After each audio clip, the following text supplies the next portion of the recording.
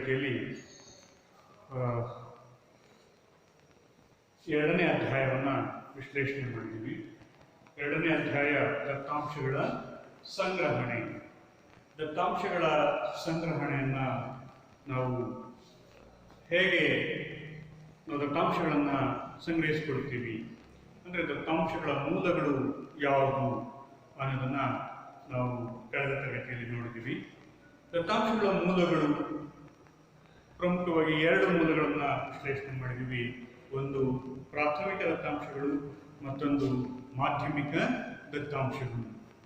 ಪ್ರಾಥಮಿಕ ದತ್ತಾಂಶಗಳು ಅಂತ ಹೇಳಿದ್ರೆ ಸಂಶೋಧಕನೇ ಮೊದಲ ಬಾರಿಗೆ ತನ್ನ ಸ್ವಂತ ಉಪಯೋಗಕ್ಕಾಗಿ ಸಂಗ್ರಹಿಸಿಕೊಂಡು ದತ್ತಾಂಶಗಳನ್ನು ಅಥವಾ ಅಂಕಿಅಂಶಗಳನ್ನು ನಾವು ಪ್ರಾಥಮಿಕ ದತ್ತಾಂಶಗಳು ಅಂತ ಹೇಳಿ ಕರೀತೇವೆ.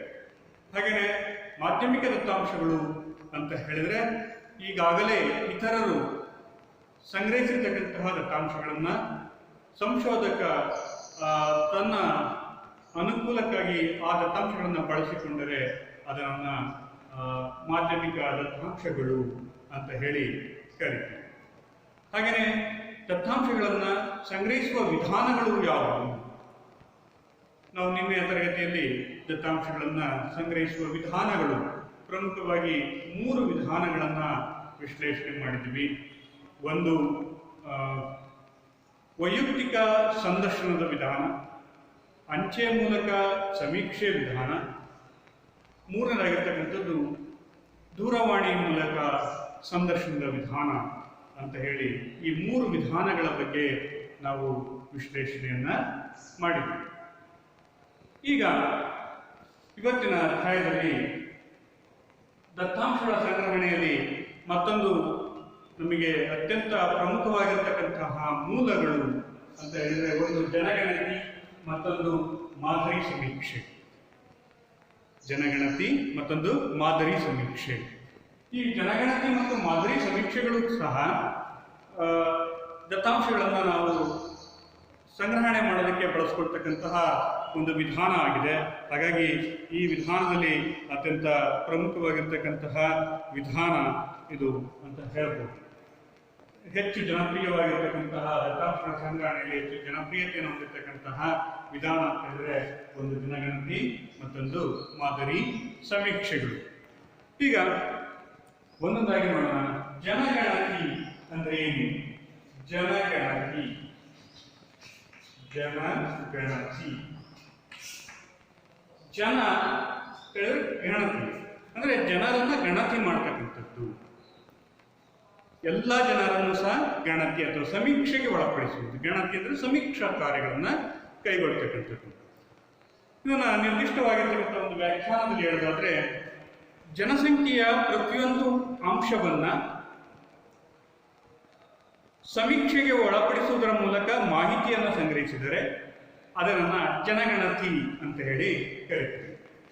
ಜನಸಂಖ್ಯೆಯ ಪ್ರತಿಯೊಂದು ಅಂಶವನ್ನು ಸಹ ಸಮೀಕ್ಷೆಗೆ ಒಳಪಡಿಸಿ ಮಾಹಿತಿಯನ್ನು ಸಂಗ್ರಹಿಸುವುದಕ್ಕೆ ಜನಗಣತಿ ಅಂತ ಹೇಳಿ ಕರಿತೀವಿ. ಇಲ್ಲಿ ಜನಗಣತಿಯಲ್ಲಿ ಪ್ರತಿ ಘಟಕವನ್ನು ಸಹ ಸಮೀಕ್ಷೆಗೆ ಒಳಪಡಿಸಲಾಗುತ್ತದೆ. ಪ್ರತಿ ಘಟಕವನ್ನು ಸಹ ಸಮೀಕ್ಷೆಗೆ ಒಳಪಡಿಸಲಾಗುತ್ತದೆ. ನಾವು ಈ ಜನಗಣತಿಯಲ್ಲಿ ಪ್ರತಿಯೊಬ್ಬ ವ್ಯಕ್ತಿಯ ಬಗ್ಗೆ ಮಾಹಿತಿಯನ್ನು ಸಂಗ್ರಹಿಸ್ತಾ ಹೋಗ್ತೀವಿ. ಸಮೀಕ್ಷೆಯನ್ನು ನಡೆಸ್ತಾ ಹೋಗ್ತೀವಿ. ಒಬ್ಬ ವ್ಯಕ್ತಿಗೆ ಎಷ್ಟು ವಯಸ್ಸು, ಅವನು ಏನು ಉದ್ಯೋಗ ಮಾಡ್ತಾ ಇದ್ದಾನೆ, ಆ ವ್ಯಕ್ತಿ ಯಾವ ಉದ್ಯೋಗದಲ್ಲಿ ಇದ್ದಾನೆ, ಹಾಗೆಯೇ ಏನು ಒಬ್ಬ ವಿದ್ಯಾರ್ಥಿ ಯಾವ ತರಗತಿಯನ್ನು ಓದ್ತಾ ಇದ್ದಾನೆ, ಹೀಗೆ ಆ ವ್ಯಕ್ತಿಗೆ ಸಂಬಂಧಪಟ್ಟಂತಹ ಸಂಪೂರ್ಣವಾಗಿರ್ತಕ್ಕಂತಹ ಮಾಹಿತಿಯನ್ನ ನಾವು ಜನಗಣತಿಯಲ್ಲಿ ಸಂಗ್ರಹಿಸ್ತಾ ಹೋಗ್ತೀವಿ. ಹಾಗಾಗಿ ಪ್ರತಿಯೊಬ್ಬ ವ್ಯಕ್ತಿಯ ಒಂದು ಮನೆಗೆ, ಒಂದು ಪ್ರದೇಶಕ್ಕೆ ಭೇಟಿಯನ್ನು ನೀಡಿದರೆ ಆ ಪ್ರದೇಶದಲ್ಲಿರ್ತಕ್ಕಂತಹ ಪ್ರತಿಯೊಂದು ಮನೆಗಳಿಗೂ ಭೇಟಿ ಕೊಡ್ತೀವಿ. ಭೇಟಿ ಕೊಟ್ಟು ಆ ಪ್ರತಿಯೊಬ್ಬ ವ್ಯಕ್ತಿಯ ಬಗ್ಗೆನೂ ಸಹ ಮಾಹಿತಿಯನ್ನ ಸಂಗ್ರಹಿಸ್ತೀವಿ. ಹಾಗಾಗಿ ಈ ಜನಗಣತಿ ಅಂತಕ್ಕಂಥದ್ದು ಒಂದು ವಿಶಾಲವಾಗಿರ್ತಕ್ಕಂತಹ ಸಮೀಕ್ಷಾ ಕಾರ್ಯವನ್ನ ಇದು ಒಳಗೊಂಡಿದೆ. ಇಲ್ಲಿ ಜನಗಣತಿಯ ವಿಧಾನ, ಈ ವಿಧಾನದಿಂದ ನಾವು ಸಂಗ್ರಹಿಸಿರ್ತಕ್ಕಂತಹ ದತ್ತಾಂಶಗಳು ಉತ್ತಮ ಫಲಿತಾಂಶವನ್ನು ಸಹ ನೀಡುತ್ತವೆ. ಉತ್ತಮ ಫಲಿತಾಂಶವನ್ನು ಸಹ ನೀಡ್ತವೆ. ಯಾಕೆಂತ ಹೇಳಿದ್ರೆ ಇಲ್ಲಿ ದೊರೆತಕ್ಕಂಥ ಅಂಕಿಅಂಶಗಳು ಹೆಚ್ಚು ವಿಶ್ವಾಸಾರ್ಹತೆಯನ್ನು ಹೊಂದಿರ್ತವೆ. ಪ್ರತಿಯೊಬ್ಬ ವ್ಯಕ್ತಿಯನ್ನು ನಾವು ವೈಯಕ್ತಿಕವಾಗಿ ಭೇಟಿ ಮಾಡಿ ಅದರಿಂದ ಸಮೀಕ್ಷೆಯನ್ನು ನಡೆಸಿರೋದ್ರಿಂದ ಏನಾಗುತ್ತೆ, ನಮಗೆ ಎಲ್ಲ ಮಾಹಿತಿಗಳು ಸಹ ಲಭ್ಯ ಆಗ್ತವೆ. ಹೀಗಾಗಿ ನಾವು ಜನಗಣತಿಯಲ್ಲಿ ಪ್ರತಿ ಘಟಕದ ಎಣಿಕೆ ಮಾಡೋದ್ರಿಂದ ಜನಗಣತಿಯಿಂದ ಬರ್ತಕ್ಕಂಥ ವರದಿಗಳು ಹೆಚ್ಚು ವಿಶ್ವಾಸಾರ್ಹ ಮತ್ತು ಒಂದು ನಂಬಿಕೆಯನ್ನ ಉಳಿಸ್ಕೊಂಡಿರ್ತವೆ. ಈಗ ಜನಗಣತಿಯನ್ನ ಯಾವುದಾದ್ರೂ ಒಂದು ಸಂಸ್ಥೆ ಅಥವಾ ಯಾವುದಾದ್ರೂ ಒಂದು ಸರ್ಕಾರ ಕೈಗೊಳ್ಳು ಅಂತ ಹೇಳಿದ್ರೆ ಎಲ್ಲ ನಗರ ಪ್ರದೇಶ ಮತ್ತು ಪಟ್ಟಣ ಪ್ರದೇಶ ಹಾಗೆಯೇ ಗ್ರಾಮೀಣ ಪ್ರದೇಶಗಳಲ್ಲಿಯೂ ಇರ್ತಕ್ಕಂಥ ಎಲ್ಲ ಜನರನ್ನು ಸಹ ಎಣಿಕೆಯನ್ನ ಮಾಡಬೇಕಾಗುತ್ತೆ.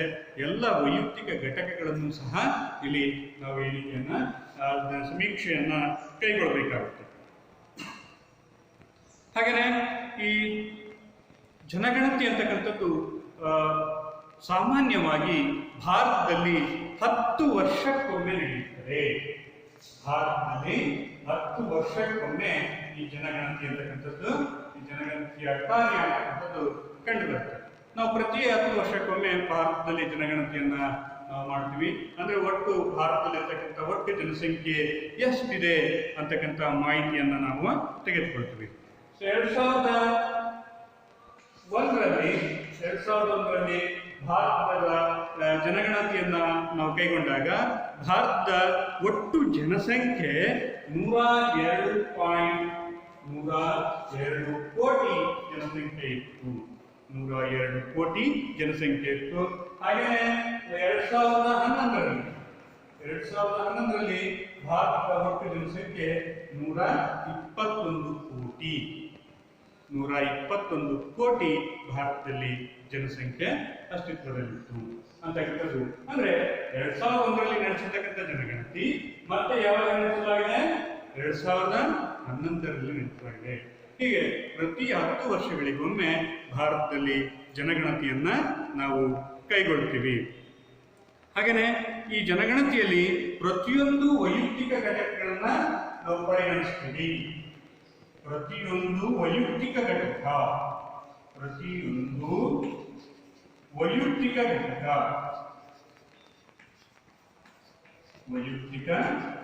ಘಟಕವನ್ನ ನಾವು ಪರಿಗಣನೆಗೆ ತೆಗೆದುಕೊಳ್ತೀವಿ. ಇಲ್ಲಿ ಯಾವುದೇ ಒಂದು ಆಯ್ಕೆ ಮಾಡೋದಿಲ್ಲ, ಆಯ್ಕೆ ಇರೋದಿಲ್ಲ. ಅಂದ್ರೆ ಯಾವುದೋ ಒಂದು ಮಾದರಿಯನ್ನ ಆಯ್ಕೆ ಮಾಡಿಕೊಳ್ಳೋದಿಲ್ಲ. ನಾವು ಯಾರೋ ಒಂದು ಪ್ರದೇಶದಲ್ಲಿ 10-15 ಜನ ಮಾತ್ರ ಎಣಿಕೆ ಮಾಡೋದಿಲ್ಲ. ಆ ಪ್ರದೇಶದಲ್ಲಿರ್ತಕ್ಕಂತಹ ಎಲ್ಲ ವ್ಯಕ್ತಿಗಳನ್ನು ನಾವು ಸಮೀಕ್ಷೆ ಕಾರ್ಯಕ್ಕೆ ಒಳಪಡಿಸ್ತೀವಿ. ಎಲ್ಲ ವ್ಯಕ್ತಿಗಳನ್ನು ಸಹ ಸಮೀಕ್ಷಾ ಕಾರ್ಯಕ್ಕೆ ಒಳಪಡಿಸ್ತೀವಿ. ಆ ಎಲ್ಲ ವ್ಯಕ್ತಿಗಳ ಬಗ್ಗೆ ಮಾಹಿತಿಯನ್ನು ಸಹ ನಾವೇನ್ ಮಾಡ್ತೀವಿ, ಸಂಗ್ರಹಿಸ್ತಾ ಹೋಗ್ತೀವಿ. ಹಾಗಾಗಿ ಇಲ್ಲಿ ಪ್ರತಿಯೊಂದು ವೈಯಕ್ತಿಕ ಘಟಕಗಳನ್ನು ಸಹ ನಾವು ಗಣನೆಗೆ ತೆಗೆದುಕೊಳ್ತೀವಿ. ಹಾಗೆಯೇ ಭಾರತದಲ್ಲಿ ಈ ಜನಗಣತಿಯನ್ನ ನಡೆಸೋದಕ್ಕೆ ಭಾರತದ ರಿಜಿಸ್ಟ್ರಾರ್ ಜನರಲ್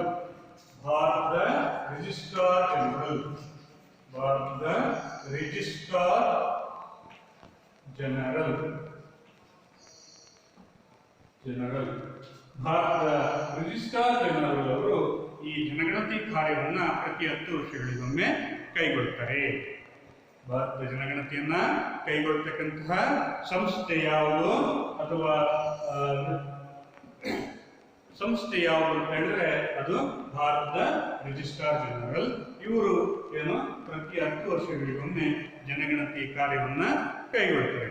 ಈ ಜನಗಣತಿಯಲ್ಲಿ ಯಾವ್ಯಾವ ಮಾಹಿತಿಗಳನ್ನ ನಾವು ಸಂಗ್ರಹಿಸ್ತೇವೆ? ಜನಗಣತಿಯಲ್ಲಿ ಸಂಗ್ರಹಿಸತಕ್ಕಂಥ ಮಾಹಿತಿಗಳು ಯಾವ್ಯಾವು ಅಂತ ಹೇಳಿದ್ರೆ ಇಲ್ಲಿ ನಾವು ಒಟ್ಟು ಜನಸಂಖ್ಯೆ ಎಷ್ಟಿದೆ, ಒಟ್ಟು ಜನಸಂಖ್ಯೆ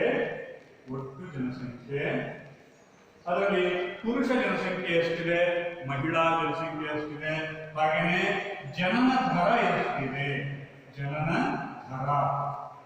ದರ ಅಂತಕ್ಕಂಥದ್ದು ಯಾವ ಪ್ರಮಾಣದಲ್ಲಿದೆ, ಹಾಗೆಯೇ ಮರಣ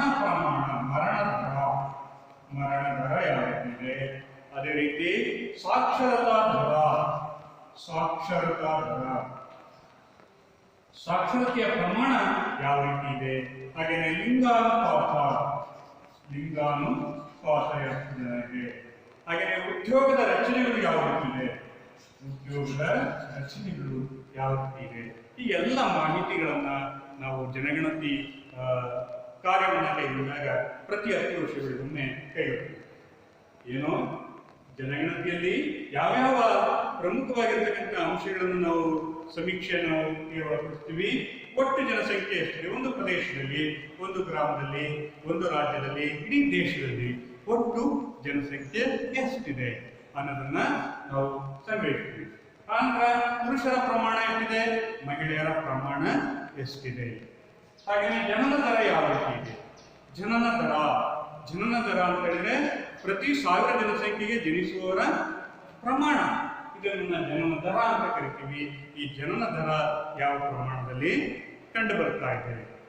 ಹಾಗೆಯೇ ಮರಣ ದರ ಅಂತ ಹೇಳಿದ್ರೆ ಒಂದು ನಿರ್ದಿಷ್ಟ ಪ್ರದೇಶದಲ್ಲಿ ಪ್ರತಿ 1000 ಜನಸಂಖ್ಯೆಗೆ ಮರಣ ಹೊಂದುವವರ ಪ್ರಮಾಣ ಎಷ್ಟಿದೆ ಅದನ್ನ ಮರಣ ದರದಲ್ಲಿ ನಾವು ನೋಡ್ತೀವಿ. ಈ ಅಂಕಿಅಂಶಗಳು, ಈ ಸಮೀಕ್ಷೆಗಳನ್ನು ಸಹ ನಾವು ಕೈಗೊಳ್ತೀವಿ. ಹಾಗೆಯೇ ಸಾಕ್ಷರತಾ ದರ ಅಂತ ಹೇಳಿದ್ರೆ ಪ್ರತಿ 100 ಜನರಲ್ಲಿ ಅಕ್ಷರ ಜ್ಞಾನವನ್ನು ಹೊಂದಿರುವವರ ಪ್ರಮಾಣ. ಅಕ್ಷರ ಜ್ಞಾನ, ಓದು ಬರಹ, ಹಾಗೇನೆ ಅರ್ಥೈಸಿಕೊಳ್ಳುವ ಸಾಮರ್ಥ್ಯವನ್ನು ಹೊಂದಿರತಕ್ಕಂಥವರ ಪ್ರಮಾಣ, ಇದನ್ನ ಸಾಕ್ಷರತಾ ದರ ಅಂತ ಕರಿತೀವಿ. ಇವರ ಪ್ರಮಾಣ ಎಷ್ಟಿದೆ ಅನ್ನೋದನ್ನ ನಾವು ಈ ಜನಗಣತಿಯ ಅಂಕಿಅಂಶಗಳಿಂದ ತಿಳ್ಕೊಳ್ತೀವಿ. ಹಾಗೇನೆ ಲಿಂಗಾನುಪಾತ, ಪ್ರತಿ 1000 ಪುರುಷರಿಗೆ ಮಹಿಳೆಯರ ಅನುಪಾತ, ಸ್ತ್ರೀ ಪುರುಷರ ಅನುಪಾತವನ್ನ ನಾವು ಲಿಂಗಾನುಪಾತ ಅಂತ ಕರಿತೀವಿ. ಸ್ತ್ರೀಯರ ಪ್ರಮಾಣ ಎಷ್ಟಿದೆ ಅಂದ್ರೆ ಪ್ರತಿ 1000 ಪುರುಷರಿಗೆ ಸ್ತ್ರೀಯರ ಪ್ರಮಾಣ ಯಾವ ದರದಲ್ಲಿದೆ ಅನ್ನೋದನ್ನ ನಾವು ನೋಡ್ಬೋದು. ಹಾಗೆಯೇ ಉದ್ಯೋಗದಲ್ಲಿ ರಚನೆಗಳು, ಕೃಷಿಯಲ್ಲಿ ಎಷ್ಟು ಜನ ತೊಡಗಿದ್ದಾರೆ, ಕೈಗಾರಿಕಾ ವಲಯದಲ್ಲಿ ಎಷ್ಟು ಜನ ತೊಡಗಿದ್ದಾರೆ, ಹಾಗೆಯೇ ಸೇವಾ ವಲಯದಲ್ಲಿ ಯಾವ ಪ್ರಮಾಣದಲ್ಲಿ ಜನರು ತಮ್ಮ ವೃತ್ತಿಗಳನ್ನು ಕೈಗೊಂಡಿದ್ದಾರೆ. ಅದೇ ರೀತಿ ಈ ಒಂದು ನಿರುದ್ಯೋಗಿಯ ಪ್ರಮಾಣ ಎಷ್ಟಿದೆ ನಮಗೆ ಸ್ಪಷ್ಟವಾಗಿ ತಿಳಿಬೇಕಾಗಿರ್ತಕ್ಕಂಥದ್ದು. ನಿರುದ್ಯೋಗಿ ಅವಲಂಬಿತರ ಪ್ರಮಾಣ ಎಷ್ಟಿದೆ, ವೃತ್ತಿಯಲ್ಲಿ ನಿರತರಾಗಿರ್ತಕ್ಕಂಥವ್ರು ಎಷ್ಟು ಜನ ಇದ್ದಾರೆ, ಅವಲಂಬಿತರ ಪ್ರಮಾಣ ಎಷ್ಟಿದೆ ಅನ್ನೋದನ್ನ ತಿಳಿಬೇಕು ಅಂತ ಹೇಳಿದ್ರೆ ನಾವು ಜನಗಣತಿಗೆ ಒಂದು ಸಹಾಯವನ್ನ ಪಡೆಯಲೇಬೇಕಾಗುತ್ತೆ. ಹೀಗಾಗಿ ಜನಗಣತಿ ಅಂತಕ್ಕಂಥದ್ದು ಸಮಗ್ರ ಮಾಹಿತಿಯನ್ನು ನೀಡುತ್ತದೆ. ಎಲ್ಲ ವಿಷಯಗಳಿಗೆ ಸಂಬಂಧಿಸಿದಂತೆ ನಮಗೆ ಒಂದು ಸರ್ಕಾರಕ್ಕೆ ಸೂಕ್ತವಾಗಿರ್ತಕ್ಕಂತಹ ಒಂದು ಮಾಹಿತಿಗಳನ್ನು ಜನಗಣತಿಯ ವರದಿಯಲ್ಲಿ ನಾವು ನೋಡಬಹುದು. ಹೀಗಾಗಿ ಜನಗಣತಿ ಅಂತಕ್ಕಂಥದ್ದು ಹೆಚ್ಚು ನಂಬಿಕೆಗೆ ಅರ್ಹವಾಗಿರ್ತಕ್ಕಂಥದ್ದು, ಹೆಚ್ಚು ವಿಶ್ವಾಸಾರ್ಹತೆಯನ್ನ ಹೊಂದಿರತಕ್ಕಂತಹ ಒಂದು ಸಮೀಕ್ಷಾ ಕಾರ್ಯ. ಈ ಜನಗಣತಿಯಿಂದಲೂ ಸಹ ನಾವು ಏನು ಕೈಗೊಳ್ತೀವಿ, ದತ್ತಾಂಶಗಳನ್ನ ಸಂಗ್ರಹಣೆಯನ್ನ ಕೈಗೊಳ್ತೀವಿ. ದತ್ತಾಂಶಗಳನ್ನ ನಮಗೆಲ್ಲಿ ಸಿಗ್ತವೆ, ಈ ಅಂಕಿಅಂಶಗಳಿಗೆ ಎಲ್ಲಿ ಸಿಗ್ತವೆ ಅಂತಂದ್ರೆ ಈ ತರ ನಾವು ಜನಗಣತಿ ಕಾರ್ಯವನ್ನ ಕೈಗೊಳ್ಳುವ ಮೂಲಕ ದತ್ತಾಂಶಗಳನ್ನ ನಾವು ಸಂಗ್ರಹಿಸ್ತೀವಿ. ಇನ್ನು ಎರಡನೇದಾಗಿರ್ತಕ್ಕಂಥದ್ದು ಮಾದರಿ ಸಮೀಕ್ಷೆ. ಮಾದರಿ ಸಮೀಕ್ಷೆ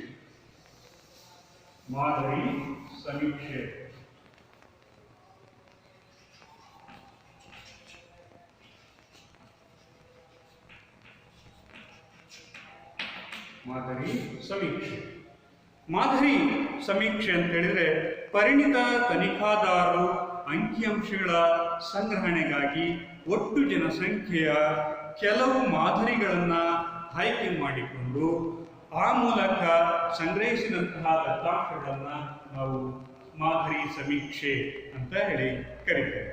ಮಾದರಿ ಸಮೀಕ್ಷೆ ಅಂತ ಹೇಳಿದ್ರೆ ಪರಿಣಿತ ತನಿಖಾದಾರರು ದತ್ತಾಂಶಗಳನ್ನು ಸಂಗ್ರಹಿಸುವ ಉದ್ದೇಶದಿಂದ, ಪರಿಣಿತ ತನಿಖಾದಾರರು ದತ್ತಾಂಶಗಳನ್ನು ಸಂಗ್ರಹಿಸುವ ಉದ್ದೇಶದಿಂದ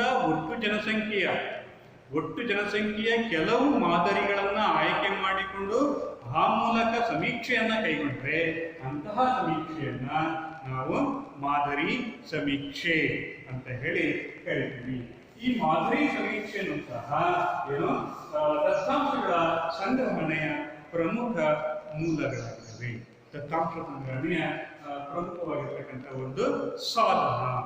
ನಾವು ಈ ಜನಗಣತಿ ಕಾರ್ಯವನ್ನ ಎಲ್ಲ ಸಂದರ್ಭದಲ್ಲೂ ಉಪಯೋಗಿಸೋದಕ್ಕೆ ಸಾಧ್ಯ ಆಗುವುದಿಲ್ಲ. ಜನಗಣತಿ ಕಾರ್ಯವನ್ನು ಎಲ್ಲ ಸಂದರ್ಭದಲ್ಲೂ ಉಪಯೋಗಿಸೋದಕ್ಕೆ ಸಾಧ್ಯ ಇಲ್ಲ. ಇದಕ್ಕೆ ಕಾರಣ ಏನು ಅಂತ ಹೇಳಿದ್ರೆ, ಜನಗಣತಿ ಕಾರ್ಯ ತುಂಬ ಸಮಯವನ್ನು ತೆಗೆದುಕೊಳ್ಳುತ್ತೆ ಮತ್ತು ಸಾಕಷ್ಟು ತನಿಖಾದಾರರು ಬೇಕಾಗ್ತಾರೆ. ಸಾಕಷ್ಟು ಸಂಖ್ಯೆಯ ತರಬೇತಿ ಹೊಂದಿರತಕ್ಕಂಥ ತನಿಖಾದಾರರು ಬೇಕಾಗ್ತಾರೆ. ಇದರಿಂದ ಸಾಕಷ್ಟು ಹಣ ಮತ್ತು ಸಮಯ, ಶ್ರಮ ಎಲ್ಲದೂ ಸಹ ಏನಾಗುತ್ತೆ, ಹೆಚ್ಚಾಗ್ತಾ ಹೋಗುತ್ತೆ. ಹೀಗಾಗಿ ನಾವು ಎಲ್ಲ ಸಂದರ್ಭದಲ್ಲೂ ಜನಗಣತಿ ಕಾರ್ಯಗಳನ್ನ ಕೈಗೊಳ್ಳೋದಕ್ಕೆ ಸಾಧ್ಯವಿಲ್ಲ. ಜನಗಣತಿ ಕಾರ್ಯ ಯಾವಾಗ ನಡೀತದೆ ಅಂದರೆ ಪ್ರತಿ 10 ವರ್ಷಗಳಿಗೊಮ್ಮೆ ನಡೆಯುತ್ತೆ. ಅದಕ್ಕೂ ಏನಾದರೂ ನಾವು ಅದಕ್ಕೆ ಇನ್ನೊಂದು ಪರ್ಯಾಯವಾಗಿರ್ತಕ್ಕಂಥದ್ದು ಮಾದರಿ ಸಮೀಕ್ಷೆ. ಮಾದರಿ ಸಮೀಕ್ಷೆಯಲ್ಲಿ ಏನೇನು ಮಾಡ್ತೀವಿ, ಕೆಲವು ತರಬೇತಿ ಹೊಂದಿರತಕ್ಕಂತಹ ತನಿಖಾದಾರರನ್ನೇ ನಾವು ಬಳಸ್ಕೊಂಡು ಒಟ್ಟು ಜನಸಂಖ್ಯೆಯಲ್ಲಿ ಕೆಲವು ಮಾದರಿಗಳನ್ನ, ಕೆಲವು ಜನರನ್ನ ಮಾತ್ರ ಆಯ್ಕೆ ಮಾಡಿಕೊಂಡು ಅವರಿಗೆ ಸಮೀಕ್ಷೆಗೆ ಒಳಪಡಿಸೋದ್ರ ಮೂಲಕ ಮಾಹಿತಿಯನ್ನು ಸಂಗ್ರಹಿಸಿದರೆ ಅಂತಹ ಸಮೀಕ್ಷೆಯನ್ನ ನಾವು ಮಾದರಿ ಸಮೀಕ್ಷೆ ಅಂತ ಹೇಳಿ ಕರಿತೀವಿ. ಇಲ್ಲಿ ಕೆಲವೇ ಮಾಹಿತಿದಾರರನ್ನ ಸಂಪರ್ಕಿಸಿ ಮಾಹಿತಿಯನ್ನ ಸಂಗ್ರಹಿಸಲಾಗುತ್ತದೆ. ಕೆಲವೇ ಮಾಹಿತಿದಾರರ ಸಂಪರ್ಕ. ಈ ಮಾಹಿತಿದಾರರ ಸಂಪರ್ಕ ಇಲ್ಲಿ ಕೆಲವೇ ಮಾಹಿತಿದಾರರನ್ನ ನಾವು ಸಂಪರ್ಕ ಮಾಡ್ತೀವಿ. ಅಂದ್ರೆ ಜನಸಂಖ್ಯೆ ಇರ್ತಕ್ಕಂಥ ಎಲ್ಲ ಜನರನ್ನ ನಾವು ಭೇಟಿಯಾಗಲ್ಲ. ಕೆಲವೊಂದು ಪ್ರದೇಶದಲ್ಲಿರ್ತಕ್ಕಂತಹ ಕೆಲವು ಜನರನ್ನ ಮಾತ್ರ ಭೇಟಿಯಾಗಿ ನಾವು ದತ್ತಾಂಶಗಳನ್ನ ಸಂಗ್ರಹಿಸ್ತಾ ಹೋಗ್ತೀವಿ. ಇದನ್ನ ಮಾದರಿ ಸಮೀಕ್ಷೆ ಅಂತ ಹೇಳಿ ಕರಿತೀವಿ. ಈ ಮಾದರಿ ಸಮೀಕ್ಷೆಯಲ್ಲಿ ಸಾಮಾನ್ಯವಾಗಿ ಜನಸಂಖ್ಯೆ ಅಂದರೆ ಯಾವುದು? ಮಾದರಿಯಲ್ಲಿ ನಾವೆಲ್ಲದನ್ನು ಜನಸಂಖ್ಯೆ ಅಂತ ಕರೆಯೋದಿಲ್ಲ. ಜನಸಂಖ್ಯೆ ಅಂತ ಹೇಳಿದ್ರೆ ಏನು? ಮಾದರಿ ಸಮೀಕ್ಷೆಗೆ ಜನಸಂಖ್ಯೆ ಅಂದ್ರೆ ಒಟ್ಟು ಜನಸಂಖ್ಯೆ ಅಥವಾ ವಿಶ್ವಾಸ. ಮಾದರಿ ಸಮೀಕ್ಷೆ ಅಥವಾ ಸಂಖ್ಯಾಶಾಸ್ತ್ರದಲ್ಲಿ ಜನಸಂಖ್ಯೆ ಅಥವಾ ವಿಶ್ವ ಅಂತ ಹೇಳಿದ್ರೆ ಏನು ಅರ್ಥ ಕೊಡುತ್ತಪ್ಪ ಅಂತ ಹೇಳಿದ್ರೆ, ಒಟ್ಟಾರೆ ಅಧ್ಯಯನ ಮಾಡುವ ಪ್ರದೇಶ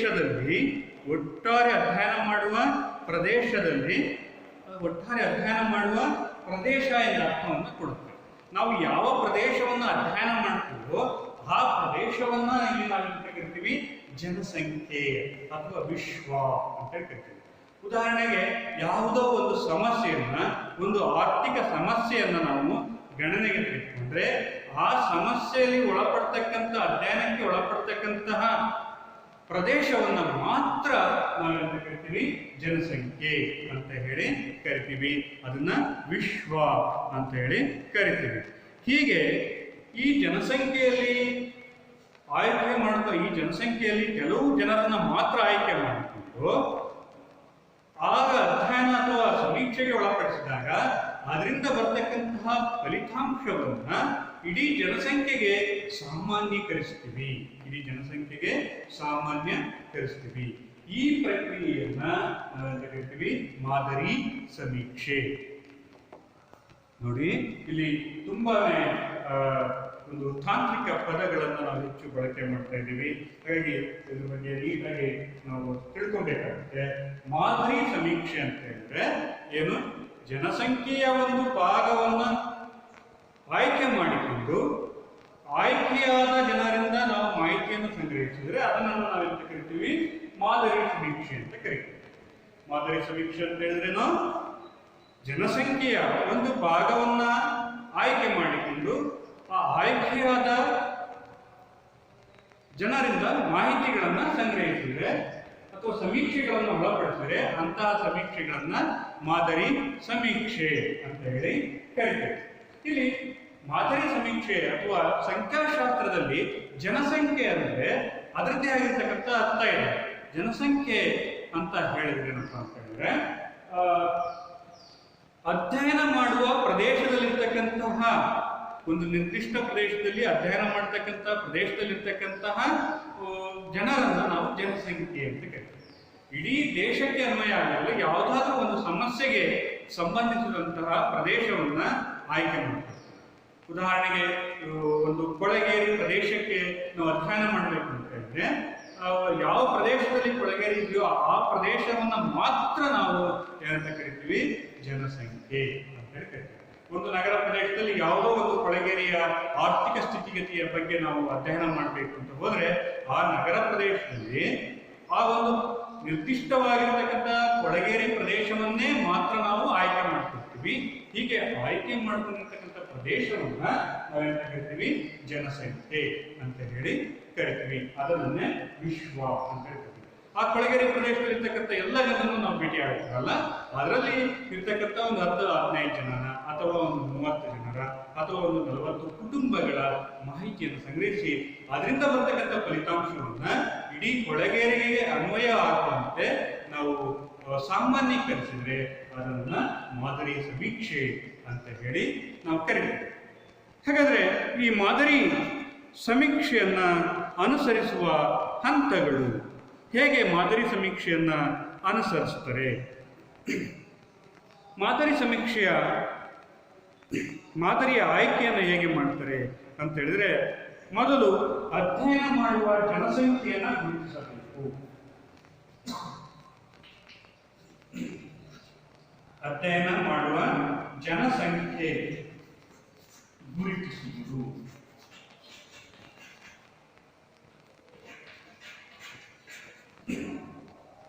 ಅಧ್ಯಯನ ಮಾಡುವ ಜನಸಂಖ್ಯೆಯನ್ನ ಮೊದಲು ನಾವು ಗುರುತಿಸಬೇಕು. ಅಂದ್ರೆ ಒಂದು ನಿರ್ದಿಷ್ಟ ಪ್ರದೇಶದಲ್ಲಿ ಇರ್ತಕ್ಕಂತಹ ನಾವು ಯಾವ ಪ್ರದೇಶವನ್ನು ಅಧ್ಯಯನ ಮಾಡಕೊಡ್ತೀವೋ ಆ ಪ್ರದೇಶವನ್ನ ಮೊದಲು ನಾವೇನ್ ಮಾಡಬೇಕಾಗತ್ತೆ, ಗುರುತಿಸಬೇಕಾಗತ್ತೆ.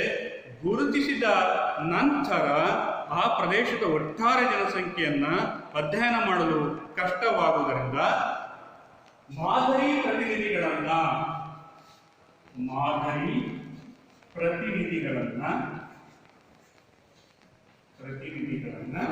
ಆಯ್ಕೆ ಮಾಡಬೇಕು. ಮಾದರಿ ಪ್ರತಿನಿಧಿಗಳನ್ನ ಆಯ್ಕೆ ಮಾಡಿಕೊಳ್ಬೇಕು.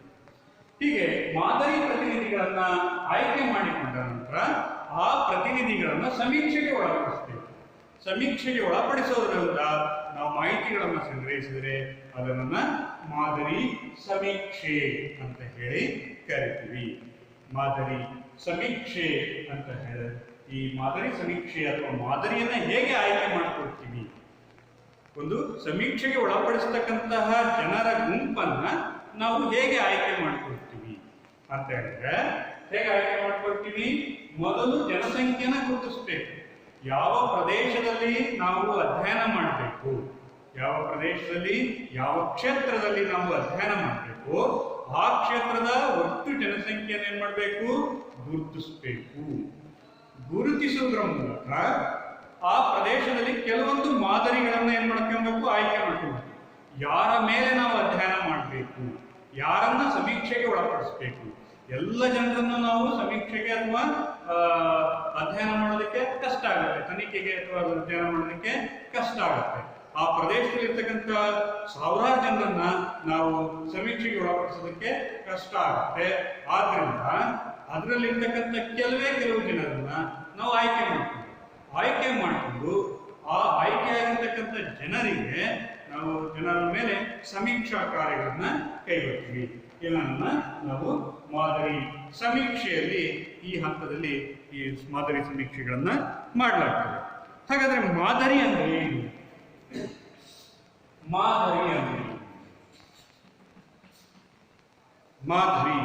ಮಾದರಿ ಅಂತ ಹೇಳಿದ್ರೆ ಏನು, ಮಾಹಿತಿಯನ್ನ ಪಡೆಯಬೇಕಾಗಿರುವ ಜನಸಂಖ್ಯೆಯ ಒಂದು ಭಾಗವನ್ನ ಮಾದರಿ ಅಂತ ಹೇಳಿ ಕರಿತೀವಿ. ಮಾದರಿ ಅಂತ ಹೇಳಿದ್ರೆ ಮಾಹಿತಿಯನ್ನ ಪಡೆಯಬೇಕಾಗಿರುವ ಜನಸಂಖ್ಯೆಯ ಒಂದು ಭಾಗವನ್ನ ನಾವು ಮಾದರಿ ಅಂತ ಹೇಳಿ ಕರಿತೀವಿ. ಈಗ ಈ ಮಾದರಿಯಲ್ಲಿ ಆಯ್ಕೆ ಮಾಡಿಕೊಂಡ ನಂತರ ಅವರ ಮೇಲೆ ಸಮೀಕ್ಷೆಯನ್ನ ಒಳಪಡಿಸ್ತೀವಿ. ಈಗ ಉದಾಹರಣೆಗೆ ಒಬ್ಬ ವ್ಯಕ್ತಿಯ ಆರೋಗ್ಯವನ್ನು ನಾವು ಅವನು ಅನಾರೋಗ್ಯಕ್ಕೆ ಒಳಗಾಗಿದ್ರೆ ಅವನ ಅನಾರೋಗ್ಯಕ್ಕೆ ಕಾರಣ ಏನು ಅಂತ ತಿಳ್ಕೊಂಡೆ. ಒಬ್ಬ ವ್ಯಕ್ತಿಯ ಅನಾರೋಗ್ಯಕ್ಕೆ ಒಳಗಾಗಿದ್ದಾನೆ ಅಂತ ತಿಳ್ಕೊಂಡ. ಅನಾರೋಗ್ಯಕ್ಕೆ ಒಳಗಾಗಿದ್ರೆ ಆ ವ್ಯಕ್ತಿ ಅನಾರೋಗ್ಯಕ್ಕೆ ಕಾರಣ ಏನು ಅನ್ನೋದನ್ನ ಪತ್ತೆ ಪತ್ತೆ ಹಚ್ಚಬೇಕು ಅಂತ ಹೇಳಿದ್ರೆ ನಾವು ರಕ್ತವನ್ನು ಪರೀಕ್ಷೆ ಮಾಡಬೇಕು. ರಕ್ತವನ್ನು ಪರೀಕ್ಷೆ ಮಾಡಬೇಕು ಅಂತ ಹೇಳಿದ್ರೇನು, ಅವನ ದೇಹದಲ್ಲಿರ್ತಕ್ಕಂಥ ಎಲ್ಲಾ ರಕ್ತವನ್ನು ನಾವು ಪರೀಕ್ಷೆಗೆ ಒಳಪಡಿಸಲು ಸಾಧ್ಯ ಆಗುತ್ತಾ? ಸಾಧ್ಯ ಆಗುತ್ತೆ. ಆಗ ನಾವೇನ್ ಮಾಡ್ತೀವಿ, ಆ ರಕ್ತದ ಒಂದು ಕಣವನ್ನು ನಾವು ಆ ಅನಾರೋಗ್ಯಕ್ಕೆ ಒಳಗಾಗಿರ್ತಕ್ಕಂತಹ ವ್ಯಕ್ತಿಯ ರಕ್ತದ ಒಂದು ಕಣವನ್ನು ನಾವು ತೆಗೆದುಕೊಂಡು ಆ ರಕ್ತವನ್ನು ಪರೀಕ್ಷೆಗೆ ಒಳಪಡಿಸಿದಾಗ ಆ ವ್ಯಕ್ತಿಗೆ ಅನಾರೋಗ್ಯ ಆಗೋದಕ್ಕೆ ಕಾರಣ ಏನು ಅನ್ನೋದು ನಮಗೆ ತಿಳಿಯುತ್ತೆ. ಹೀಗೆ ನಾವು ಮಾದರಿಯಲ್ಲೂ ಅಷ್ಟೇನೆ, ಮಾದರಿ ಸಮೀಕ್ಷೆಯಲ್ಲೂ ಅಷ್ಟೇನೆ ಇಡೀ ಜನಸಂಖ್ಯೆ ಒಬ್ಬ ಮನುಷ್ಯ ಅಂತ ಹೇಳಿದ್ರೆ ಇಡೀ ಜನಸಂಖ್ಯೆಯನ್ನ ಅದರಲ್ಲಿ ನಮಗೆ ಆಯ್ಕೆ ಮಾಡ್ಕೊಳ್ತೀವಿ. ಒಂದು ಭಾಗವನ್ನು ಆಯ್ಕೆ ಮಾಡಿಕೊಂಡ್ರೆ ಅದನ್ನ ಮಾದರಿ ಅಂತ ಹೇಳಿ ಕರೀತೀವಿ. ಹಾಗೇನೆ ಈ ಮಾದರಿಯಿಂದಾಗಿ ಈ ತರ ನಾವು ಆಯ್ಕೆ ಮಾಡ್ಕೊಳ್ಳೋದ್ರಿಂದ ಏನು ಕಡಿಮೆ ಸಮಯ ನಮಗೆ ಸಾಕಾಗುತ್ತೆ. ವರದಿ ಕೊಡೋದಕ್ಕೆ ಕಡಿಮೆ ಸಮಯ ಮತ್ತು ವೆಚ್ಚ, ಕಡಿಮೆ ಸಮಯ ಮತ್ತು ವೆಚ್ಚಗಳು ಸಂಭವಿಸುತ್ತವೆ. ಅಂದ್ರೆ ನಾವು ಶೀಘ್ರವಾಗಿಯೇ ಒಂದು ಫಲಿತಾಂಶವನ್ನು ನೀಡಬಹುದು. ಮಾದರಿ ಸಮೀಕ್ಷೆಯನ್ನು ಕೈಗೊಳ್ಳೋದ್ರ ಮೂಲಕ ಶೀಘ್ರವಾಗಿರ್ತಕ್ಕಂತಹ ಒಂದು ಫಲಿತಾಂಶವನ್ನು ನೀಡಬಹುದು. ಹಾಗೇನೆ ಕಡಿಮೆ ವೆಚ್ಚದ್ದಾಗಿರುತ್ತೆ. ಶೀಘ್ರವಾಗಿ ಫಲಿತಾಂಶ ಬರೋದ್ರಿಂದ ಕಡಿಮೆ ವೆಚ್ಚದ್ದಾಗಿರುತ್ತೆ. ಅದೇ ರೀತಿ ಈ ಮಾದರಿ ಸಮೀಕ್ಷೆಯು ಜನಗಣತಿಗೆ ಇರ್ತಕ್ಕಂಥ ಒಂದು ಸರಳವಾಗಿರ್ತಕ್ಕಂತಹ ಒಂದು ವ್ಯತ್ಯಾಸವನ್ನ ಒಂದು ಉದಾಹರಣೆ ಮೂಲಕ ನೋಡಬಹುದು. ಜನಗಣತಿಯಲ್ಲಿ ಹೇಗೆ ಅದು ಅಧ್ಯಯನಕ್ಕೆ ಒಳಗಾಗುತ್ತೆ, ಮಾದರಿ ಸಮೀಕ್ಷೆಯಲ್ಲಿ ಹೇಗೆ ಅಧ್ಯಯನಕ್ಕೆ ಒಳಗಾಗುತ್ತೆ ಅನ್ನೋದು ನೋಡಿ. ಜನಗಣತಿಯಲ್ಲಿ ಒಂದು ಪ್ರದೇಶದಲ್ಲಿರ್ತಕ್ಕಂತಹ ಎಲ್ಲ ಜನರನ್ನು ಸಹ ಅಧ್ಯಯನಕ್ಕೆ ಒಳಪಡಿಸ್ತೀವಿ. ಜನಗಣತಿಯಲ್ಲಿ ಏನ್ ಮಾಡ್ತೀವಿ, ಒಂದು ಪ್ರದೇಶದಲ್ಲಿರ್ತಕ್ಕಂತಹ ಎಲ್ಲ ಜನರನ್ನ, ಪ್ರತಿಯೊಂದು ವೈಯಕ್ತಿಕ ಘಟಕಗಳನ್ನ ಸಮೀಕ್ಷೆಯನ್ನ ಕೈಗೊಳ್ಳೋದ್ರ ಮೂಲಕ ಮಾಹಿತಿಯನ್ನು ಸಂಗ್ರಹಿಸ್ತೀವಿ.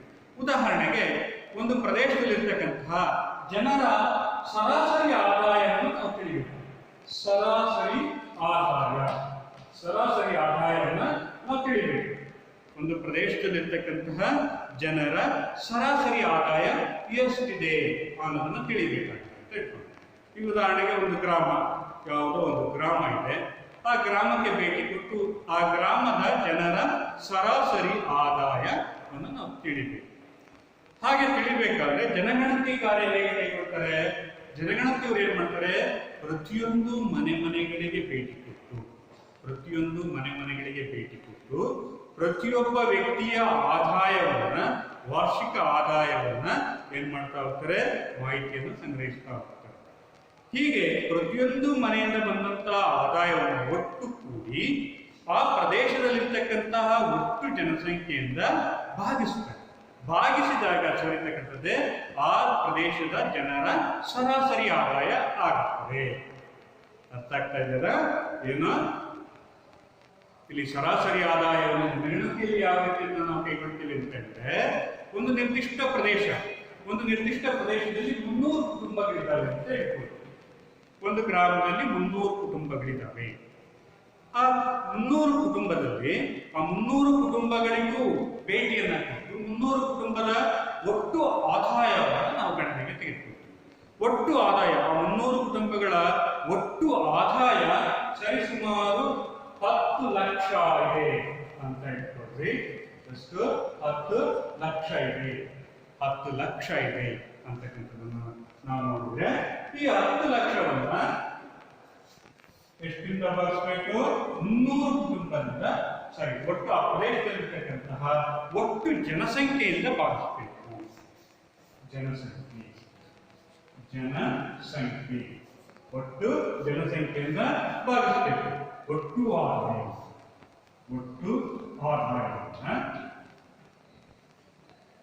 ಆದಾಯವನ್ನ ಆ ಪ್ರದೇಶದಲ್ಲಿರ್ತಕ್ಕಂತಹ ಒಟ್ಟು ಜನಸಂಖ್ಯೆಯಿಂದ ಭಾಗಿಸಿದಾಗ ಏನ್ ಬರುತ್ತೆ, ನಮಗೆ ಆ ಪ್ರದೇಶದ ಜನರ ಸರಾಸರಿ ಆದಾಯ ದೊರೆಯುತ್ತದೆ. ಇದು ಯಾವ ಒಂದು ಪದ್ಧತಿಯ ಪ್ರಕಾರ? ಜನಗಣತಿಯ ಪದ್ಧತಿಯ ಪ್ರಕಾರ. ಅದೇ ರೀತಿ ಮಾದರಿ ಸಮೀಕ್ಷೆಯಲ್ಲಿ ನಾವೇನ್ ಮಾಡ್ತೀವಿ, ಅಲ್ಲಿ ಆ ಪ್ರದೇಶದಲ್ಲಿರ್ತಕ್ಕಂತಹ 300 ಕುಟುಂಬಗಳಿಗೂ ಮನೆಗಳಿಗೂ ಭೇಟಿ ಕೊಡ್ತಿಲ್ಲ. ಮಾದರಿ ಸಮೀಕ್ಷೆಯಲ್ಲಿ 300 ಕುಟುಂಬಗಳಿಗೂ ಸಹ ಮನೆಗಳಿಗೂ ಸಹ ಭೇಟಿ ಕೊಡುವುದಿಲ್ಲ. ನಾವು ಕೇವಲ ಒಂದು 10 ಅಥವಾ 30 ಕುಟುಂಬಗಳಿಗೆ ಮಾತ್ರ ಭೇಟಿ ಕೊಡಬಹುದು. 30 ಕುಟುಂಬಗಳ ಮನೆಗಳಿಗೆ ಭೇಟಿ ಕೊಟ್ಟು ಆ 30 ಕುಟುಂಬಗಳ ಒಂದು ಆದಾಯವನ್ನು ಪರಿಗಣನೆ ತೆಗೆದುಕೊಂಡು ಆ 30 ಕುಟುಂಬಗಳ ಒಟ್ಟು ಆದಾಯ ಮತ್ತು ಆ 30 ಕುಟುಂಬಗಳಿಂದ ಆ ಒಟ್ಟು ಆದಾಯವನ್ನು ಭಾಗಿಸಿದಾಗ ದೊರೆತಕ್ಕಂಥ ಆದಾಯವನ್ನು ಅಲ್ಲಿಯೂ ಸಹ ನಾವು ಸರಾಸರಿ ಆದಾಯ ಅಂತ ಕರಿತೀವಿ. ಇಲ್ಲಿ ಆ ಸಮೀಕ್ಷೆ ಅಂತ ಕರಿತೀವಿ ಮಾದರಿ ಸಮೀಕ್ಷೆ ಅಂತ ಹೇಳಿ ಕರಿತೀವಿ. ಮಾದರಿ ಸಮೀಕ್ಷೆಯಲ್ಲಿ ಜನಸಂಖ್ಯೆಯ ಒಂದು ಭಾಗವನ್ನು ನಾವು ಗಣನೆಗೆ ತೆಗೆದುಕೊಂಡು ಸಮೀಕ್ಷೆಯನ್ನು ನಡೆಸ್ತೀವಿ. ಇದನ್ನು ಮಾದರಿ ಸಮೀಕ್ಷೆ ಅಂತ ಕರಿತೀವಿ. ಜನಗಣತಿಯಲ್ಲಿ ಏನು ಮಾಡ್ತೀವಿ, ಜನಗಣತಿಯ ಒಟ್ಟು ಜನಸಂಖ್ಯೆಯ ಪ್ರತಿಯೊಂದು ವೈಯಕ್ತಿಕ ಘಟಕಗಳನ್ನ ಸಮೀಕ್ಷೆಗೆ ಒಳಪಡಿಸುವುದರ ಮೂಲಕ ಮಾಹಿತಿಯನ್ನು ಸಂಗ್ರಹಿಸಿದರೆ ಅದನ್ನ ಜನಗಣತಿ ಅಂತ ಹೇಳಿ ಕರಿತೀವಿ. ಹಾಗೆಯೇ ಈ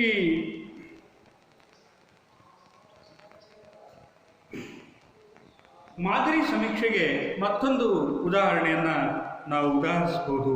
ಏನು ಅಂತ ಹೇಳಿದ್ರೆ, ಈ ಒಂದು ನಿಮ್ಮ ಪಠ್ಯಕ್ರಮದಲ್ಲಿ, ನಮ್ಮ ಪಠ್ಯಕ್ರಮ ಪ್ರಥಮ PUCಯ ಪಠ್ಯಕ್ರಮದಲ್ಲಿ ಒಂದು ಉದಾಹರಣೆ ಕೊಟ್ಟಿದ್ದಾರೆ. ಏನು, ಮಣಿಪುರ ರಾಜ್ಯದ ಚುರಚಂದಾಪುರ ಎಂಬ ಗ್ರಾಮದಲ್ಲಿ ಈ ಕೃಷಿ ಕಾರ್ಮಿಕರ ಆರ್ಥಿಕ ಸ್ಥಿತಿಗತಿಗಳನ್ನು ಕುರಿತು ಅಧ್ಯಯನ ಮಾಡಬೇಕು. ಕೃಷಿ ಕಾರ್ಮಿಕರ ಆರ್ಥಿಕ ಸ್ಥಿತಿಗತಿಗಳು, ಕೃಷಿ ಕಾರ್ಮಿಕರ ಆರ್ಥಿಕ ಸ್ಥಿತಿಗತಿಗಳು, ಆರ್ಥಿಕ ಸ್ಥಿತಿಯನ್ನು ಅಧ್ಯಯನ ಮಾಡಿ. ಇದನ್ನ ಈ ಅಧ್ಯಯನ ಮಾಡಲಿಕ್ಕೆ ನಾವು ಮಾದರಿ ಸಮೀಕ್ಷಾ ವಿಧಾನವನ್ನು ಅನುಸರಿಸ್ತೀವಿ. ಮಾದರಿ ಸಮೀಕ್ಷಾ ವಿಧಾನದಲ್ಲಿ ನಾವು ತೆಗೆದುಕೊಂಡಿರ್ತಕ್ಕಂಥ ವಿಷಯ ಏನು, ಚುರಚಂದಾಪುರ ಗ್ರಾಮ.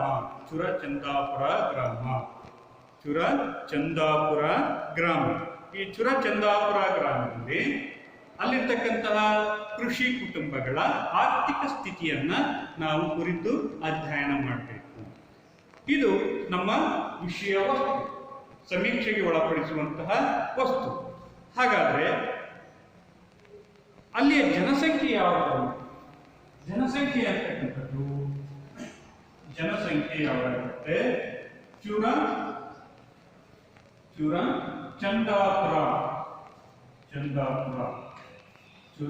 ಚಂದಾಪುರ ಗ್ರಾಮದ ಕೃಷಿ ಕಾರ್ಮಿಕರು ಮಾತ್ರ.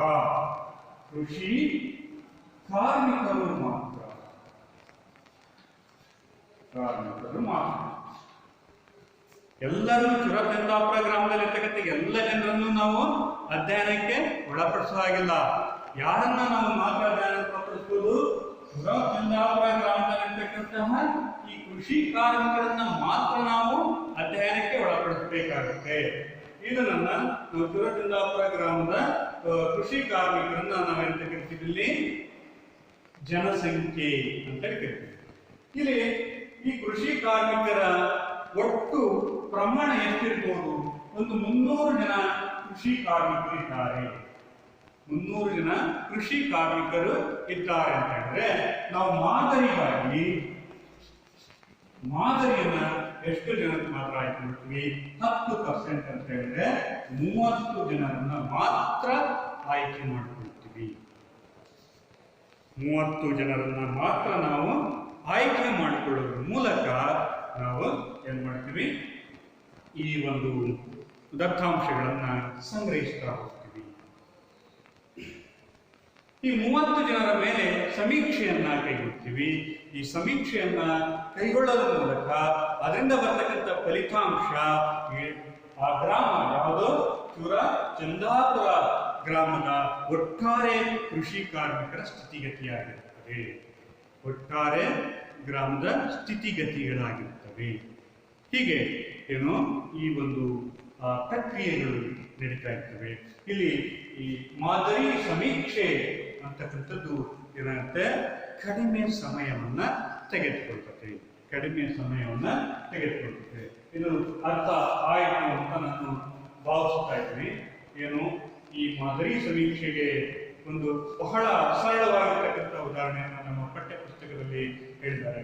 ಏನು ನಾವು ಮಾದರಿ ಜನಸಂಖ್ಯೆಯ ಒಂದು ಭಾಗವನ್ನು ಆಯ್ಕೆ ಮಾಡ್ಕೊಳ್ತೀವಿ ಅಂತಕ್ಕಂಥದ್ದು ಒಂದು ಮಾದರಿ ಅಂತ ಹೇಳ್ತೀವಿ.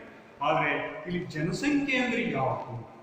ಜನಸಂಖ್ಯೆ ಅಂತ ಹೇಳಿದ್ರೆ ಯಾವ ಪ್ರದೇಶವನ್ನು ನಾವು ಆಯ್ಕೆ ಮಾಡ್ಕೊಳ್ತೀವೋ ಆ ಪ್ರದೇಶದಲ್ಲಿರ್ತಕ್ಕಂಥ ಜನಸಂಖ್ಯೆ, ಮತ್ತು ಯಾವ ವಿಷಯವನ್ನ ಆಯ್ಕೆ ಮಾಡ್ಕೊಳ್ತೀವೋ ಆ ವಿಷಯಕ್ಕೆ ಒಳಪಡ್ತಕ್ಕಂಥ ಜನಸಂಖ್ಯೆ ಮಾತ್ರ ಆಗಿರುತ್ತೆ. ಅದನ್ನು ನಾವು ಜನಸಂಖ್ಯೆ ಅಂತ ಕರಿತೀವಿ. ಇಲ್ಲಿ ಯಾವ ಪ್ರದೇಶವನ್ನು ತೆಗೆದುಕೊಂಡಿದ್ದೀವಿ? ಚುರಚಂದಾಪುರ ಗ್ರಾಮವನ್ನು ತೆಗೆದುಕೊಂಡಿದ್ದೀವಿ. ಮಣಿಪುರ ರಾಜ್ಯದ ಚುರಚಂದಾಪುರ ಗ್ರಾಮವನ್ನ ನಾವು ತೆಗೆದುಕೊಂಡಿದ್ದೀವಿ. ಈ ಗ್ರಾಮದಲ್ಲಿ ಬರ್ತಕ್ಕಂಥ ಜನರ ಕೃಷಿ ಕಾರ್ಮಿಕರ ಸ್ಥಿತಿಗತಿಗಳನ್ನು ಮಾತ್ರ ಅಧ್ಯಯನ ಮಾಡ್ತೀವಿ. ಹಾಗಾದ್ರೆ ನಮ್ಮ ಜನಸಂಖ್ಯೆ ಯಾವ್ದಾಗಿರುತ್ತೆ? ಚುರಚಂದಾಪುರ ಗ್ರಾಮದ ಕೃಷಿ ಕಾರ್ಮಿಕರು ಮಾತ್ರ ನಮ್ಮ ಜನಸಂಖ್ಯೆ ಆಗಿದೆ. ಆ ಕೃಷಿ ಕಾರ್ಮಿಕರ ಒಟ್ಟು ಕುಟುಂಬಗಳು ಎಷ್ಟಿದ್ದಾವೆ ಅಂತ ನಾವು ಕಲ್ಪನೆ ಮಾಡ್ಕೊಂಡಿದ್ದೀವಿ. 300 ಜನರಿದ್ದಾರೆ. 300 ಜನರಿದ್ದಾರೆ ಅಂತ ಹೇಳಿ ಕಲ್ಪನೆ ಮಾಡ್ಕೊಂಡಿದ್ದೀವಿ. ಅಥವಾ 300 ಕುಟುಂಬಗಳಿದ್ದಾವೆ ಅಂತ ನಾವು ತಿಳ್ಕೊಂಡು 300 ಕುಟುಂಬ ಕೃಷಿ ಕಾರ್ಮಿಕರ ಸ್ಥಿತಿಗತಿಗಳನ್ನು ಅಧ್ಯಯನ ಮಾಡೋದಕ್ಕೆ 300 ಕುಟುಂಬಗಳಿದ್ದಾವೆ. ಆ 300 ಕುಟುಂಬಗಳನ್ನು ನಾವು ಅಧ್ಯಯನ ಮಾಡೋದಕ್ಕೆ ತುಂಬಾ ಕಷ್ಟ ಸಾಧ್ಯ ಆಗ್ಬೋದು. ಆಗ ನಾವೇನ್ ಮಾಡ್ತೀವಿ? 300 ಕುಟುಂಬಗಳ ಬದಲಾಗಿ ಕೇವಲ 30 ಕುಟುಂಬಗಳನ್ನ ಮಾದರಿಗಳನ್ನಾಗಿ ಆಯ್ಕೆ ಮಾಡ್ಕೊಳ್ತೀವಿ. ಹೀಗೆ ಆ 30 ಮಾದರಿಗಳನ್ನ ಆಯ್ಕೆ ಮಾಡಿಕೊಂಡ ನಂತರ ಆ 30 ಕುಟುಂಬಗಳ ಮೇಲೆ ಸಮೀಕ್ಷೆಗಳನ್ನು ಕೈಗೊಳ್ತೀವಿ. ಸಮೀಕ್ಷೆಯಿಂದ ದೊರೆತಂತಹ ಫಲಿತಾಂಶವನ್ನ ನಾವು ಆ ಚುರಚಂದಾಪುರ ಗ್ರಾಮದಲ್ಲಿರ್ತಕ್ಕಂತಹ ಎಲ್ಲ ಕೃಷಿ ಕಾರ್ಮಿಕರ ಸ್ಥಿತಿಗತಿಯೇ ಆಗಿರುತ್ತದೆ ಅಂತ ಹೇಳಿ ನಾವು ತೀರ್ಮಾನಕ್ಕೆ ಬರ್ತೀವಿ. ಆ ತೀರ್ಮಾನವನ್ನ ನಾವು ಯಾವ ಮಾದರಿ ಅನುಸರಿಸ್ತೀವಿ? ಅದು ಮಾದರಿ ಸಮೀಕ್ಷಾ ಕಾರ್ಯವನ್ನ ನಾವು ಕೈಗೊಳ್ತಾ ಇರ್ತೀವಿ. ಇನ್ನು ಈ ಮಾದರಿ ಸಮೀಕ್ಷೆಯಿಂದ ಆಗುವಂತಹ ಅನುಕೂಲಗಳು, ಮಾದರಿ ಸಮೀಕ್ಷೆಯಿಂದಾಗುವಂತಹ ಅನುಕೂಲಗಳು ಏನು ಅನ್ನೋದನ್ನ ನಾವು ಸ್ವಲ್ಪ ತಿಳ್ಕೊಂಡ್ರೆ, ಮಾದರಿ ಸಮೀಕ್ಷೆಯಿಂದಾಗುವಂತಹ ಅನುಕೂಲಗಳು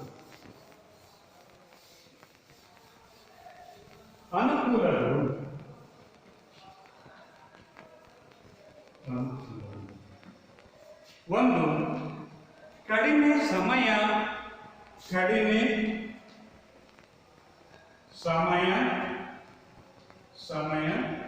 ಶ್ರಮ ಮತ್ತು ವೆಚ್ಚ. ಈ ಮಾದರಿ ಸಮೀಕ್ಷೆಯನ್ನ ಕೈಗೊಳ್ಳೋದ್ರಿಂದ ನಮಗೆ ಆಗ್ತಕ್ಕಂತಹ ಒಂದು ಅನುಕೂಲತೆ ಏನಪ್ಪಾ ಅಂತ ಹೇಳಿದ್ರೆ, ಸಮಯ ಕಡಿಮೆ ಹೋಗ್ತದೆ. ಜನಗಣತಿಯನ್ನ ಮಾಡಬೇಕಾದ್ರೆ, ಜನಗಣತಿಯ ಕಾರ್ಯದಿಂದ ನಾವು ಸಮೀಕ್ಷೆಯನ್ನು ಕೈಗೊಳ್ಳಬೇಕಾದ್ರೆ ಸಾಕಷ್ಟು ಸಮಯ ತಗೊಳ್ತದೆ. ಆದರೆ ಮಾದರಿ ಸಮೀಕ್ಷೆಯನ್ನ ನಾವು ಕೈಗೊಂಡಾಗ ನಾವು ಜನಸಂಖ್ಯೆಯ ಒಂದು ಭಾಗವನ್ನ ಕುರಿತು ಅಧ್ಯಯನ ಮಾಡೋದ್ರಿಂದ ಸಮಯ ಕಡಿಮೆ ಆದರೂ ಸಾಕಾಗ್ತದೆ. ಹಾಗೆ ನಂತರ ಶ್ರಮ, ಸಮೀಕ್ಷೆಗೆ ಒಳಪಡಿಸಬೇಕಾದ್ರೆ ಅಲ್ಲಿ ಸಮೀಕ್ಷೆಗೆ ಒಳಗಾಗ್ತಕ್ಕಂತಹ ಮಾಹಿತಿದಾರರ ಸಂಖ್ಯೆ ಕಡಿಮೆ ಇರೋದ್ರಿಂದ ನಮಗೆ ನುರಿತ ತನಿಖಾದಾರರ ಸಂಖ್ಯೆನೂ ಸಹ ಏನಾಗ್ತದೆ, ಕಡಿಮೆ ಇದ್ದರೆ ಸಾಕು. ಇದರಿಂದ ಶ್ರಮನೂ ಸಹಜವಾಗಿ ನಮಗೆ ಉಳಿತಾಯ ಆಗುತ್ತೆ. ಹಾಗಾಗಿ ಇದು ನಮಗೆ ಮತ್ತೊಂದು ಅನುಕೂಲಗಳು ಇದರಿಂದ ಮಾದರಿ ಸಮೀಕ್ಷೆಯಿಂದ. ಹಾಗೆಯೇ ಈ ಯಾವಾಗ ಕಡಿಮೆ ಸಮಯ ಶ್ರಮ ಆಗುತ್ತೋ ಆಗ ನಮಗೆ ಹಣದ ಉಳಿತಾಯ ಸಹ ಆಗುತ್ತೆ. ಖರ್ಚು ವೆಚ್ಚಗಳು ಪ್ರಮಾಣ ಕಡಿಮೆ ಆಗುತ್ತವೆ. ಹಾಗಾಗಿ ಮಾದರಿ ಸಮೀಕ್ಷೆಯಿಂದ ಆಗ್ತಕ್ಕಂತಹ ಪ್ರಮುಖ ಅನುಕೂಲಗಳು ಯಾವುದು ಅಂತ ಹೇಳಿದ್ರೆ, ಒಂದು ಕಡಿಮೆ ಸಮಯ ಮತ್ತು ಶ್ರಮ, ಹಾಗೇನೆ ಹಣದ ವೆಚ್ಚಗಳು. ಇನ್ನು ಎರಡನೇದಾಗಿರ್ತಕ್ಕಂಥದ್ದು ಖಚಿತ ಮಾಹಿತಿಯನ್ನು ಒದಗಿಸುತ್ತದೆ. ಖಚಿತ ಮಾಹಿತಿಯನ್ನು ನಾವು ಇದರಿಂದ ಪಡಿಬಹುದು. ಮಾದರಿ ಸಮೀಕ್ಷೆಯಿಂದಲೂ ಸಹ ಜನಗಣತಿಯಿಂದ ಯಾವ ರೀತಿಯ ವರದಿ ಬರುತ್ತದೋ ಸ್ವಲ್ಪ ಹೆಚ್ಚು ಕಡಿಮೆ ಅಥವಾ ಸ್ವಲ್ಪ ಬಾಜುಬಾಜದೆ ನಾವು ಒಂದು ಮಾಹಿತಿಯನ್ನ ಫಲಿತಾಂಶವನ್ನ ಪಡಿಬಹುದು. ಅಂದ್ರೆ ಜನಗಣತಿಯಿಂದಲೂ ಸಹ ನಮಗೆ ಹೆಚ್ಚು ನಂಬಿಕೆಯಾಗಿ ಅರ್ಹವಾಗಿರ್ತಕ್ಕಂಥ ಮಾಹಿತಿಗಳು ದೊರೆಯುತ್ತವೆ. ಅದೇ ರೀತಿ ಮಾದರಿ ಸಮೀಕ್ಷೆಯಿಂದಲೂ ಸಹ ನಮಗೆ ಒಂದು ಖಚಿತ ಮಾಹಿತಿ ಅಂತಕ್ಕಂಥದ್ದು ನಮಗೆ ಒಳಗಾಗ್ತದೆ. ಆಮೇಲೆ ಕೂಲಂಕುಷವಾಗಿರ್ತಕ್ಕಂಥ ಅಧ್ಯಯನ ಮಾಡಬಹುದು. ಕೂಲಂಕುಷವಾಗಿರ್ತಕ್ಕಂಥ ಅಧ್ಯಯನ, ಕೂಲಂಕುಷವಾದ ಅಧ್ಯಯನ. ಕೂಲಂಕುಷವಾಗಿರ್ತಕ್ಕಂತಹ ಅಧ್ಯಯನಕ್ಕೆ ಒಳಪಡಿಸಬಹುದು. ನಾವು ಮಾಹಿತಿದಾರರನ್ನ ಸಂಪೂರ್ಣವಾಗಿ ತನಿಖೆಗೆ ಒಳಪಡಿಸಬಹುದು. ಸಮೀಕ್ಷೆಗೆ ಒಳಪಡಿಸೋದ್ರ ಮೂಲಕ ನಾವು ಮಾಹಿತಿಯನ್ನ ಸಂಗ್ರಹಿಸಬಹುದು. ಹಾಗಾಗಿ ಈ ಕೂಲಂಕುಷವಾಗಿರ್ತಕ್ಕಂತಹ ಅಧ್ಯಯನ ಈ ಮಾದರಿ ಸಮೀಕ್ಷೆಯಿಂದ ಕೈಗೊಳ್ಳೋದ್ರಿಂದ ಸಾಧ್ಯ ಆಗುತ್ತೆ. ಆದರೆ ಇಲ್ಲಿ ಜನಗಣತಿಯಿಂದ ಕೈಗೊಳ್ಳೋದ್ರಿಂದ ಏನಾಗುತ್ತೆ, ನಮಗೆ ಕೂಲಂಕುಷವಾಗಿರ್ತಕ್ಕಂಥ ಅಧ್ಯಯನ ಮಾಡೋದಕ್ಕೆ ಸಾಕಾಗಲ್ಲ, ಸಮಯ ಇರೋದಿಲ್ಲ. ಹಾಗೇನೆ ಅಲ್ಲಿ ಪ್ರತಿಯೊಂದು ಘಟಕಗಳನ್ನು ಸಹ ನಾವು ಗಣತಿ ಮಾಡಬೇಕಾಗಿರೋದ್ರಿಂದ ಅಲ್ಲಿ ಸಾಕಷ್ಟು ಸಮಯ ಅಂತಕ್ಕಂಥದ್ದು ಹಾಳಾಗ್ತಾ ಇರುತ್ತೆ. ಹಾಗಾಗಿ ಅವರನ್ನ ಕೂಲಂಕುಷವಾಗಿ ಅಧ್ಯಯನಕ್ಕೆ ಒಳಪಡಿಸೋದಕ್ಕೆ ಸಾಧ್ಯ ಆಗಲ್ಲ. ಆದರೆ ಮಾದರಿ ಸಮೀಕ್ಷೆಯಲ್ಲಿ ಆ ಸಂಪೂರ್ಣವಾಗಿರ್ತಕ್ಕಂಥ ಯಾರು ನಮಗೆ ಮಾಹಿತಿಯನ್ನು ಕೊಡ್ತಾರೋ ಆ ಮಾಹಿತಿದಾರರನ್ನ ಸಂಪೂರ್ಣವಾಗಿ ನಾವು ತನಿಖೆಗೆ ಒಳಪಡಿಸಬಹುದು. ಆನಂತರ ನಾಲ್ಕನೇದಾಗಿರ್ತಕ್ಕಂಥದ್ದು ಈ ನುರಿತ ತನಿಖಾದಾರರನ್ನ ನಾವು ನೇಮಕ ಮಾಡ್ತೀವಿ. ನುರಿತ ತನಿಖಾದಾರರ ನೇಮಕ ಮತ್ತು ಮೇಲ್ವಿಚಾರಣೆ. ನೇಮಕ ಮತ್ತು ಮೇಲ್ವಿಚಾರಣೆ. ನುರಿತ ತನಿಖಾದಾರರನ್ನ ನಾವು ನೇಮಿಸಿಕೊಳ್ಳಬಹುದು. ಮಾದರಿ ಸಮೀಕ್ಷೆಗೆ ನಮಗೆ ಎಷ್ಟು ತನಿಖಾದಾರರು ಎಷ್ಟು ಜನ ಬೇಕು? ಕೆಲವು ಜನ ಬೇಕು. ಆ ಕೆಲವು ಜನರನ್ನ ನಾವು ತರಬೇತಿಯನ್ನ ನಡೆಸಬಹುದು. ಆ ತನಿಖಾದಾರರನ್ನ ತರಬೇತಿಗೊಳಪಡಿಸಿ ಅವರ ಮೇಲೆ ನಾವು ಸಹಜವಾಗಿ ಸರಳವಾಗಿ ಮೇಲ್ವಿಚಾರಣೆಯನ್ನು ಸಹ ಕೈಗೊಳ್ಳೋದ್ರ ಮೂಲಕ ನಾವು ಈ ಒಂದು ಮಾದರಿ ಸಮೀಕ್ಷೆಯ ಒಂದು ಫಲಿತಾಂಶವನ್ನ ನಾವು ಪಡೆಯೋದಕ್ಕೆ ಸಾಧ್ಯ ಆಗುತ್ತೆ. ಅಂದ್ರೆ ಉತ್ತಮ ಫಲಿತಾಂಶವನ್ನ ಪಡೆಯೋದಕ್ಕೆ ಸಾಧ್ಯ ಆಗುತ್ತೆ. ಹಾಗಾಗಿ ಈ ಮಾದರಿ ಸಮೀಕ್ಷೆಯಿಂದ ಆಗ್ತಕ್ಕಂತಹ ಅನುಕೂಲಗಳು ಹೀಗೆ ಇಲ್ಲಿ ಮಾದರಿ ಸಮೀಕ್ಷೆ ಹಾಗೂ ಈ ಒಂದು ಜನಗಣತಿ ಇರ್ತಕ್ಕಂತಹ ವ್ಯತ್ಯಾಸವನ್ನ ಬರೆಯಿರಿ ಅಂತೇಳಿ ನಿಮಗೆ 4 ಅಂಕದ ಪ್ರಶ್ನೆಗಳಿಗೆ ಈ ಒಂದು ಪ್ರಶ್ನೆಯನ್ನ ಕೇಳಬಹುದು, ಅಥವಾ 2 ಅಂಕಕ್ಕಾದರೂ ಕೇಳ್ತೇವೆ. ಜನಗಣತಿ ಮತ್ತು ಮಾದರಿ ಸಮೀಕ್ಷೆಗೆ ಇರತಕ್ಕಂತಹ ವ್ಯತ್ಯಾಸವನ್ನ ಬರೆಯಿರಿ. ಜನಗಣತಿ ಅಂದ್ರೆ ಏನು?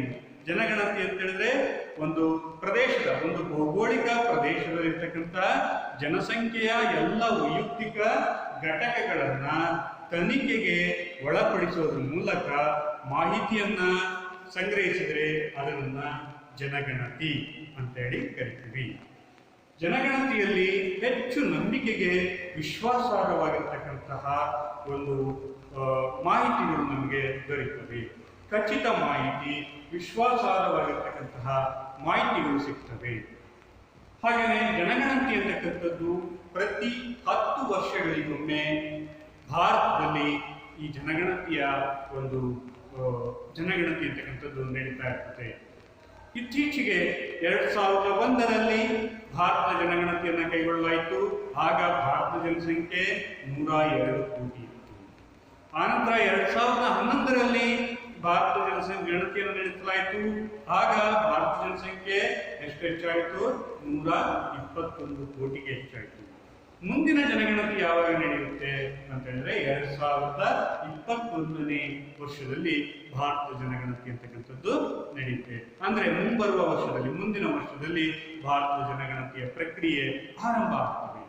ಈ ಜನಗಣತಿಯನ್ನ ಕೈಗೊಳ್ತಕ್ಕಂಥವರು ಭಾರತದಲ್ಲಿ ಭಾರತ ರಿಜಿಸ್ಟ್ರಾರ್ ಜನರಲ್, ಭಾರತದ ರಾಷ್ಟ್ರಪತಿಯ ಒಂದು ಅಡಿಯಲ್ಲಿ ಬರ್ತಕ್ಕಂತಹ ಒಬ್ಬರ ಕಮಿಷನರ್ನ, ರಿಜಿಸ್ಟ್ರಾರ್ ಜನರಲ್ನ ರಾಷ್ಟ್ರಪತಿಗಳು ನೇಮಕ ಮಾಡೋದ್ರ ಮೂಲಕ ಆ ರಿಜಿಸ್ಟ್ರಾರ್ ಜನರಲ್ನ ಸಂಸ್ಥೆಯನ್ನು ಸೃಷ್ಟಿ ಮಾಡಿ ಆ ಮೂಲಕ ನಾವೇನು ಮಾಡ್ತಾ ಇರ್ತೀವಿ, ಜನಗಣತಿ ಕಾರ್ಯವನ್ನು ಕೈಗೊಳ್ತೀವಿ.